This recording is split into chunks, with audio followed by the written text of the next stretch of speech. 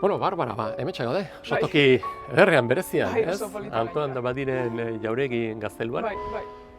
Benetan, pertsonai oso interesgarra izan zen, Bitxia, oso ez? interesgarra. Hainbat alorretan aditua izan zen, interesa jakimina agertu zuen hainbat zientzietan, ez dakit, astronomian, fisikan, ez? Hizkuntzetan, hizkuntzalaritzan, filosofian ere bai, zeatik ez? Orduan, zuk eta nik bezala, ez? Neurritxo batean, bai, gu ere hortan ari izan gara, ez? Bai hizkuntzalaritzan, bai filosofia. Hizkuntzalaria zera, ni filosofoa, eta gainera ni beste interesak ere bai izan ditut. Hain zuzen, justu nire inspirazioa izan zen Darwin, ez? Ezagutzen duzu, orduan, bai ez? Ezagutzen dugu, pixka bat ezagutzen dugu. Bai. Hori bai, ni ikuspuntu edo ikusmira filosofikoarekin landu izan dut. Orduan, horregatik esaten nuen niretzat hau inspirazioa zela. Ze, bueno, amon komunean dugun interesak zitxun, abadik ere bai.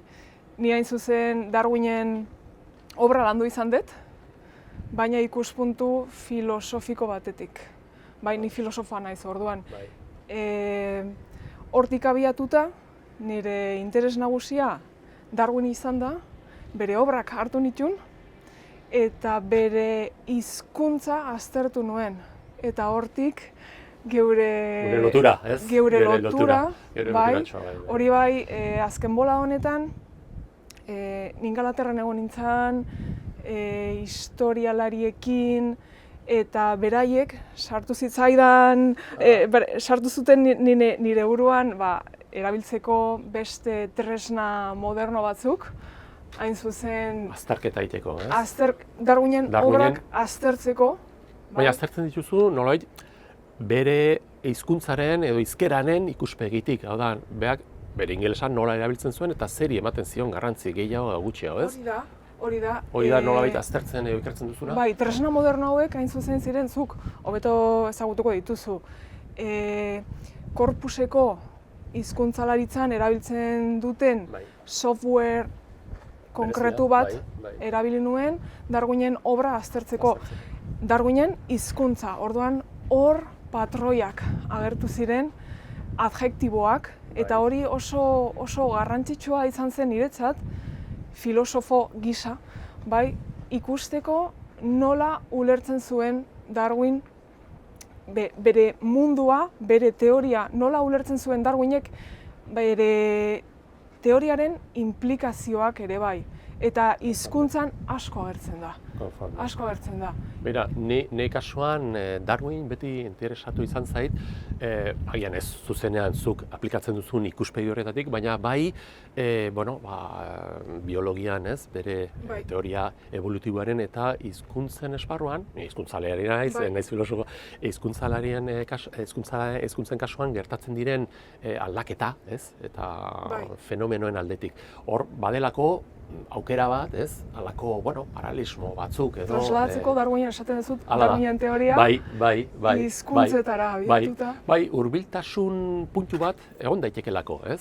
Teoria evolutiboaren artean, espezien teoria evolutiboaren artean, eta hizkuntzen garapena nolabait azaltzeko erabiltzen ditugun ereduen artean, ez? Paralelismoak edo ezberdintasunak ere bai. Baita ere, ze dena, objektuak ezberdinak dira, ez? Alde batetik espezie biologikoa daude, beste alde batetik hizkuntzak eta hizkuntzak, esan dezakegu neurri batean badutela, nolabait esan, oinarri biologiko bat, baina beste alde batetik ere objektu kultural soziala dira. Beste bideak hartzen dituztela, ez direla produkto finkoak, ez? Legeetan oinarrituta, baizik eta... Hori sekula ez, beti egoten delako elementuren bat, ez? Oreka, dezagun, oreka bat baldin bado, oreka hori desegiten dutenak, ez? Orduan, horregatik diot, teoria evolutiboaren eredua aplikagarria izan daitekela, baina beti kontuan izan da, lehen esan duzun moduan, ezberdintasun batzuk badaudela. Eta ezberdintasun horiek zetik datoz, ez? Objektuen izaera ezberdinetik zuzenean. Hizkuntzen kasuan, hola esan dezakegu, objektu, neurri handi batean kulturalak eta soziala direlako. bueno, espezie biologikoak agian ez bezala, edo beste zentzu batean behintzat, ez? Oso erabilgarria izango da elkarrizketa hau zurekin egitea, ze ni beti oso ikuspuntu itxia izan dut. Zeratik, hori? Bain zuzen, gu izake bizidunok, biologiaren produktua garelako, eta kulturak geure produktua da, ere bai, eta hizkuntza kulturaren produktua delakoan, pentsatzen nuen, hizkuntzak ere bai, bere esparru finkoak zutela, baina orain esaten duzu ezain beste autonomia bat dutela, eta aurkitu dezakezula ezberdintasunak gurekin konparatuz, bere bide propioak jarraitzen dutela, eta hori niretzat oso interesantea da hori, interesgarria eta aztertzeko.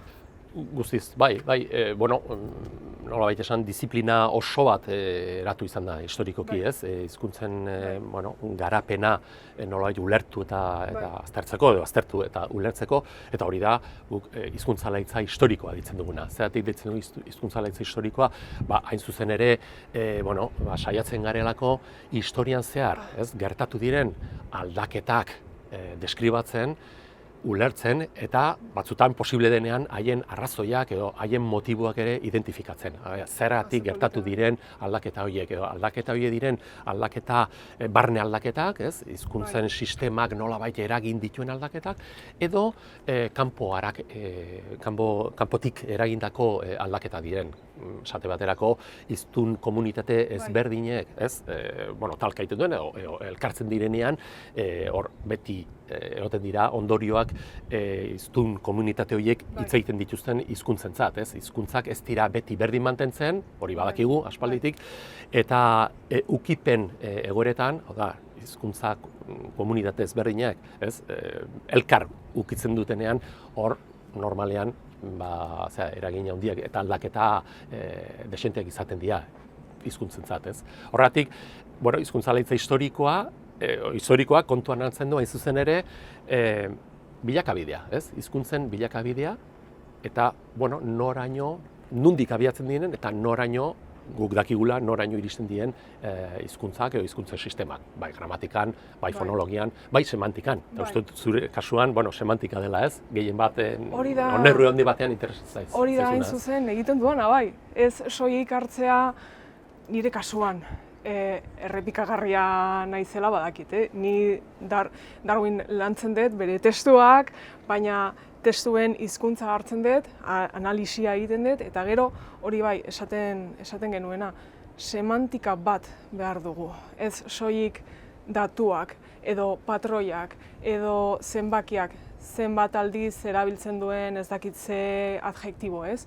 Hori guztia hartu, eta gero analisi semantikoa egin eta nire ikerketa filosofikoetan hori aplikatu, ez? Jakiteko nola ikusten zuen, adibidez, adibide bat jartzeko, nola ikusten zuen mundua, edo nolako aplikazioa, bai, du Darwinen teoriak, ez?